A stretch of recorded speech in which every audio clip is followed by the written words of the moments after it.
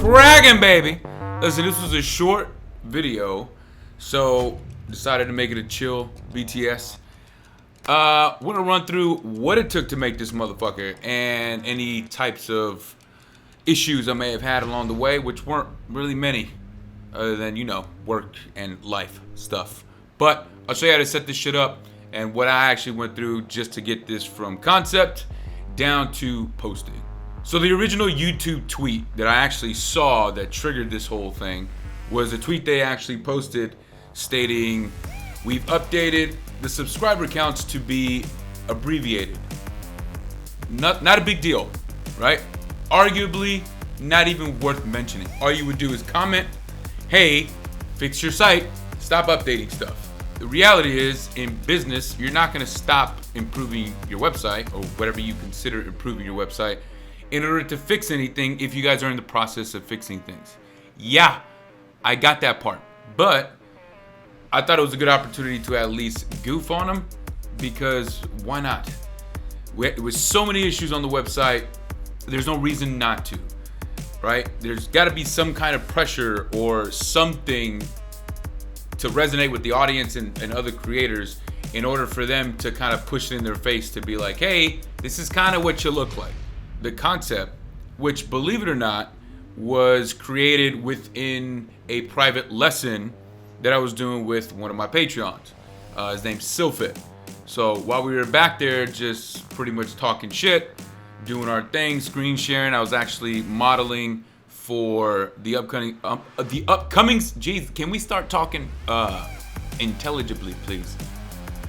The upcoming series Infinite, which is going to be bi-weekly at first, and then once I get the flow down, it'll probably become weekly on topical subjects. Anyway, after the concept was loaded, I decided to just script it, and throughout the script I had to make sure I mentioned a lot of the big problems that all of us are experiencing that YouTube doesn't seem to have been fixing.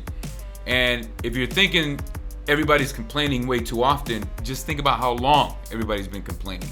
It's been for about 2 years now that all these problems have been just piling up, from demonetization to everything you see in the first half of the video before we knock it into gear with the actual commercial that turns everything on its head. Once the script was done, just a couple of things that you guys on the access tier and you guys have as well, just things to remind me where things are gonna be. So if I'm actually saying a line, I need to make sure I'm pointing in the right direction. So if I went left, if you notice in the video, I go right on the next one, right? And if I come back out, it's because I already went left and I already went right. So that was the mentality behind why the animations looked the way they looked throughout the pacing of the video. Now, one thing I did notice that I did not do on pretty much any other BTS for this tier was to actually record how I set something up by myself.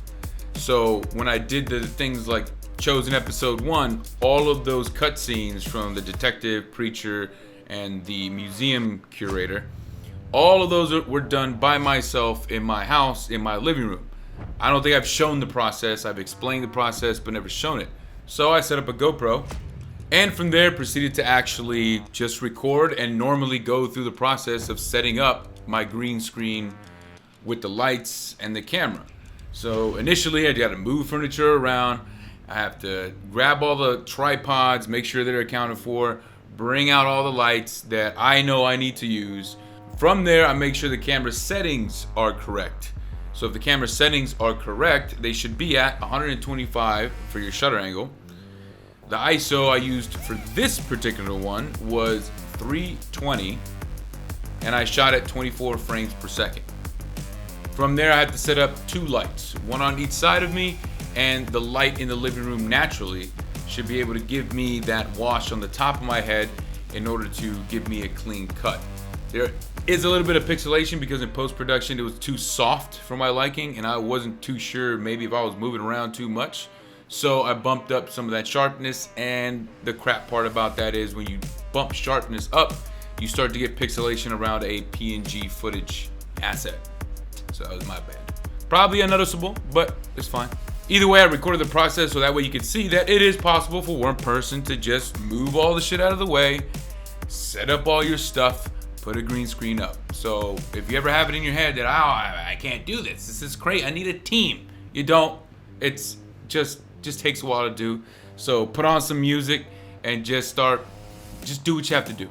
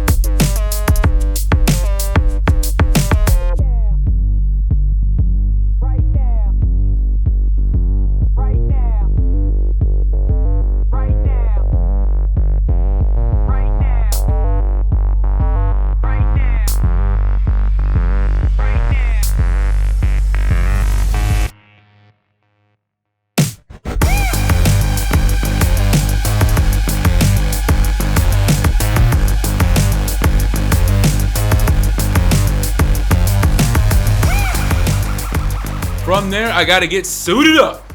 At first I was gonna do, because how YouTube works, the way I see them work, even at conventions or when I see them doing interviews or even at the Google headquarters or YouTube headquarters, everybody's kind of just in a shirt.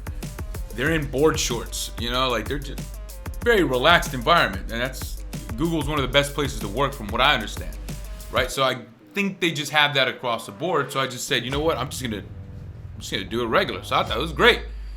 But thinking about it before I actually started recording and actually shaving and fucking, I left the gray in the beard because for that character I felt like, okay, if we're gonna have like a spokesman, it was a gray in the beard that kind of did it. Because I was like, you know what, if it's gonna be a spokesman that's a little older, want the audience to see this guy and be like, this is an older gentleman, he knows what he's talking about. I was like, fuck it, I just wear a suit. So I think that some of the inspiration, I wasn't thinking about it then, but maybe subliminally, I might have been thinking about that guy that does honest commercials, I think it's called. And from there, I just kind of had to remind myself when I was doing the acting was to just no personality. I need to be as straight as humanly possible. And I'm Latin, so this is very difficult, right? Because I talk like this. So I need to be 100% washed in this manner, right? And I gotta be a little drooped. And I gotta be kind of pushed back a little bit, a little hunched over, right? Hunched over a little bit because I had to fit in the frame, but most of the time you gotta have that look. That's what I had in my head. And I think it translated well during the video. Because once we start going batshit crazy, you go from one extreme to the next. And that next extreme, obviously, I have to match all of the craziness that's happening around me in order to kind of sell it. And then, of course, we go right back into the static douchebag. So, very nice. Very nice. If you're wondering, oh my God, he has a suit? What? I don't have a suit. Well, I went to Goodwill, and I think that blazer, for those of you that have seen the outtakes already, the first one with the lavalier mic, I just had jeans on because I was like, okay, so half casual, half suit.